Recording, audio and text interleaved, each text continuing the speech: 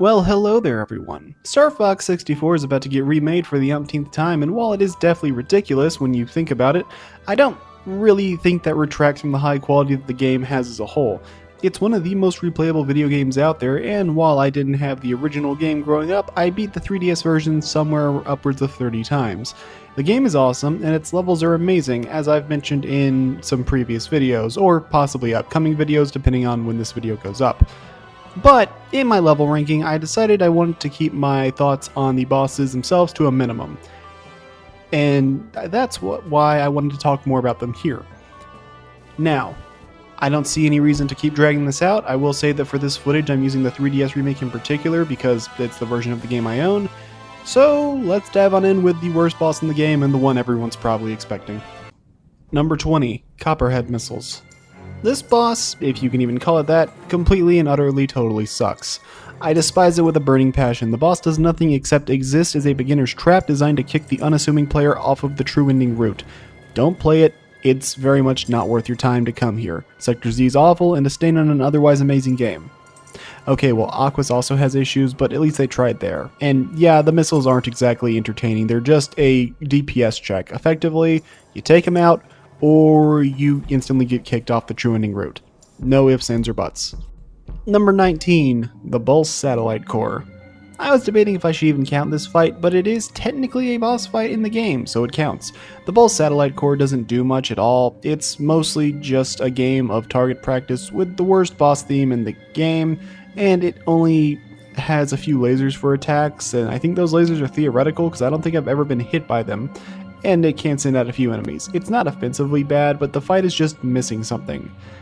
Because that's kind of the point, but also that's a separate entry, so we'll talk about it later. Number 18, Bakun. Or, as I first read his name, Bacon. Anyways, this clam is weird. I know it's one of Andross's bioweapons, but the thing is a fucking clam that has to stay underwater or it would collapse under the weight of its own shell.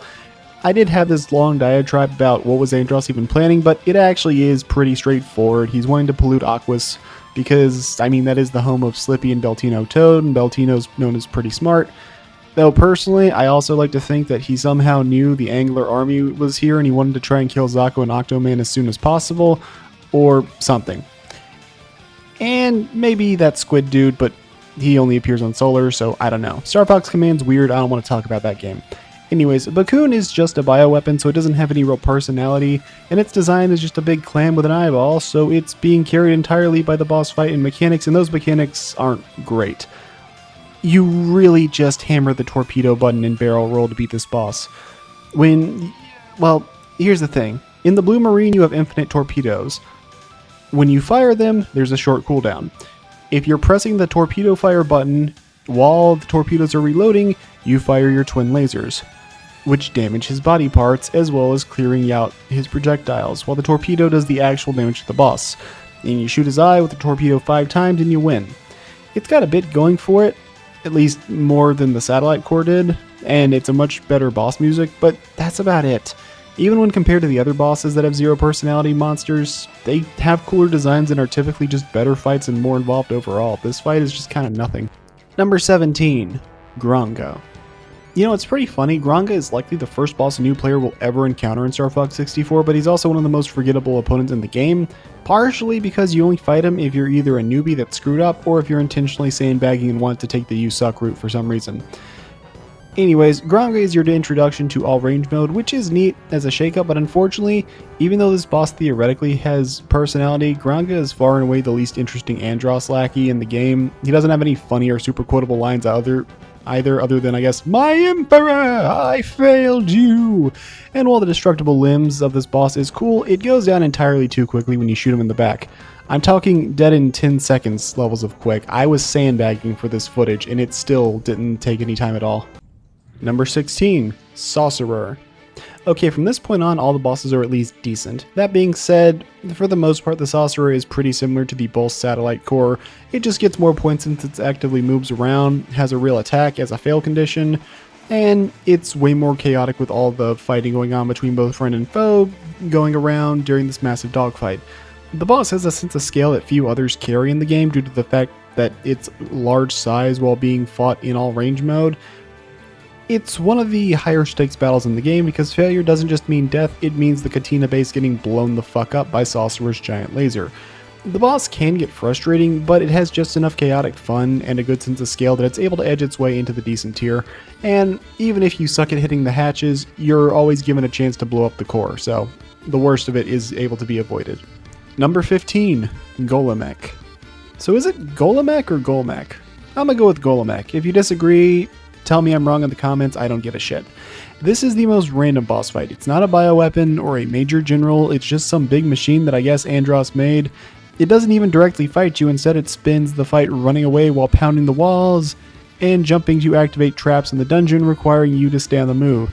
I like it, but it is a little bit odd. Ultimately though, this boss acts as one last true test to your flying skills because you need to bob and weave through some precarious parts of the temple's obstacles, and it can be fun and a bit challenging even if it is kind of random. Actually, with the odd temple you have to fly through, it kind of reminds me of that one level from Crimson Skies. Anyone else remember that game on Xbox? Hopefully not just me. Number 14, Star Wolf 1. There's 3 different Star Wolf fights in this game, and with how the game is structured, you're guaranteed to battle them at least once per run, and in many cases twice per run. These battles are the classic dogfights of the game, with each character having a designated rival, and the pilots having similar skill levels. Wolf is the best pilot of the bunch, and has a rivalry with Fox, and will likely be on your ass for a majority of the fight, but he may do his own thing. He's here to get you used to somersaults so you can get behind enemies tailing you. Then there's Leon, who's a rival with Falco. He's not quite as relentless as Wolf, but he's still quite dangerous. Pigma seems to be around the same skill level as Leon, and he prioritizes Peppy, while also having some of the nastiest voice lines in the game. Then there's Andrew, whose death gets retconned more often than Shakti in Star Wars, and I'm gonna keep saying that every time I cover this game. And he's a pathetic joke. Slippy may have his slip-ups, but you can still count on him to be helpful in battle, while Andrew doesn't measure up for Star Wolf at all, and there's no reason... Well, it's no surprise he got cut from the team. Not only is he incompetent, but it's not uncommon that he'll go down before even finishing his lines in future battles when the cutscenes are shorter. Unlike some Star Wolf fights, this one actually isn't a skill check, it's simply on a time limit for you to try and take them out before the base blows up, but failing to do so still continues the game as normal. Number 13, Goros. Goros is one of the more fascinating monsters in the game, as to my knowledge it's not a bioweapon or involved with Andross in any sort of way, but instead it's just an ancient monster on this abandoned planet. It can be a bit more of a precision battle than some bosses due to you needing to blast its limbs, then its chest, and the design is awesome, but unfortunately it gets absolutely slaughtered by bombs, which kind of kills a lot of the more interesting game design this fight would otherwise have, but if you don't abuse bombs, it's a pretty fun time. Number 12, Mechbeth. A lot of my thoughts on the Mechbeth fight are similar to the Goros fight, but Mechbeth benefits from having a member of Andross's army to give the fight more personality, and in terms of difficulty, I actually consider this to be one of the toughest fights in the game. If you choose to not crash the train, which I do for every playthrough nowadays, which kind of overshadows some of the other fights, but hey, having an alternate kill on a boss is also really cool, and it does stand out, and it was pretty cathartic considering that fighting this guy straight up gave Kid Me some hell. I can't stop it! Number 11, Cyber Andross. The fake Andross fight is pretty memorable as the final boss most players will face on their first run, and being ahead with hands definitely, well, it was overplayed, but it's still a pretty iconic enemy design, and with Andross, it all works fairly well since we hadn't really fought one of these sorts of bosses while flying through space. The problem is, this fake version is too damn easy. Now, I'm not saying he needed to be an absolute HP sponge, but when your final boss fight can easily be killed in under a minute, I mean, you don't even see most of his attacks. I'm not going to pretend like the fight doesn't fall short of its potential here, even if it is supposed to be a fake-out final boss. Number 10, Attack Carrier. I honestly almost never fight Gronga these days, instead going for fights against this guy. He's got some pretty funny lines, but I think he really shines in showing that the hard route is going to be more involved and creative than the regular route in the game, and discovering this back in 1997 must have been awesome. The fight is pretty fun. It's not difficult, but it is far more involved than Gronga, and it doesn't die in 10 seconds like he does, so I do think we're seeing a big step up here. Number 9, Shogun. Mechs make things objectively cooler, and while we don't get to pilot them, I'm glad we have a boss fight against one of these mechs. I think he's a much better introduction to all range mode bosses than Gronga was because he's got two phases to him, and phase 1 and phase 2. Now, phase 1 is against two colored mechs that mostly just exist as a warm-up. They're not that difficult, while the main Shogun fight keeps the gun and shielding, but has a weird setup where he can punch and kick you up. I don't know, that's kind of a unique thing. Plus, he has some of the best voice clips in the game. Plus, the battleship closing in throughout the fight makes the arena a little bit more dynamic, and if you're taking too long and struggling to hit him, it can act as a way to make it easier for the player to take him out. Overall, the fight is simple, but it's one that's always stood out to me as a really fun battle. Number 8, Star Wolf Round 2. It's like Star Wolf Round 1, but Pulse Satellite is a much cooler setting. Additionally, this ends up being the easiest medal in the game to get by a mile. Otherwise, it's a really cool detail about this fight I like is only the members of Star Wolf that show up here, well, they're only going to be the ones that didn't get shot down on Ficina, which is cool. But if you skip Ficina entirely and went to Pulse Satellite at the end for one reason or another, then you have a standard Star Wolf fight. I love the extra details this fight has. It makes for a fun time, the setting looks awesome, and the music is great as always. Number 7, Spyborg. Spyborg is built up pretty well throughout Sector X as this weapon that destroyed the base in Sector X, and as the fight itself, it's a pretty standout battle with some memorable attacks like slapping you away, knocking debris into you, laser eyes, and good old-fashioned rocket punches. But the fight also has a distinct second phase where the music speeds up to comedic levels and the sass increases as he does the sassy finger wag towards you. And he has attacks that become far more spastic, such as knocking more of the broken facility into you, and he also smacks Slippy away all the way down to Titania. It's not a difficult fight unless you're trying to do it without Slippy getting got, but it does a great job standing out from the crowd of opponents, especially considering that this is going to be on the route that most players go on their first run. Number 6, Volcane. So this fight is awesome, looks awesome, and seems like an in-game boss. But why does he exist? Like, from a world-building perspective, this is one of the bioweapons created by Andross, much like Bakun, but Bakun had a purpose of poisoning Aquas to take out a planet home to some of the main opposition, and possibly turn it into a base like Zonest. But Volcane is chilling out on the freaking sun. What does he accomplish? Sending out solar flares? Or was Andross just bored out of his mind one day when decided to make this guy? Well, either way, it fits, it's a fun and satisfying fight, and I think it would have been better served as a fight for the hard route than the medium difficulty route because Solar is honestly one of the toughest levels in the entire game. Number 5, the Meteor Crusher. The Meteor Crusher is where the game shows an escalation in its boss fights, since this guy has multiple phases to deal with where you have to first disable his shield and weaken his engines, which isn't hard, but it requires more precision than anything up to this point in the game, and you can't just spam lasers with reckless abandon like you could with Gronga because the shield will reflect them back at you. Then at half health he enters a second phase where he has more aggressive attacks, and in the 3DS remake we even get a remix of his boss theme for this phase.